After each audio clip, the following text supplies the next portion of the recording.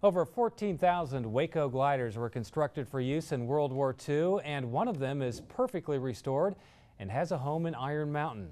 On our Someplace Special segment tonight, TV6's Iron Mountain Kingsford Bureau reporter Abby Miller brings us to the World War II Glider Museum. All my life I've been building model planes, and this is nothing but a really big model airplane. This expansive aircraft is what's known as a glider. They were used to land troops and supplies behind enemy lines during World War II.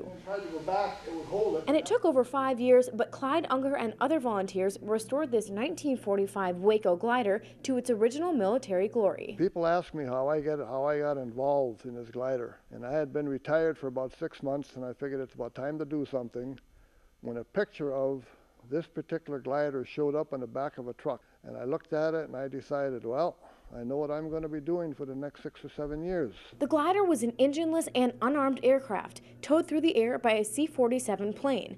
And although it's often been referred to as a flying coffin, Clyde says the glider was essential in the war effort. As far as paratroopers were concerned, they would be scattered all over the countryside, whereas the glider could bring in a fighting force, and if they brought in troops and 75mm howitzers, they would become slightly mechanized. Now, being a glider pilot was not an easy task.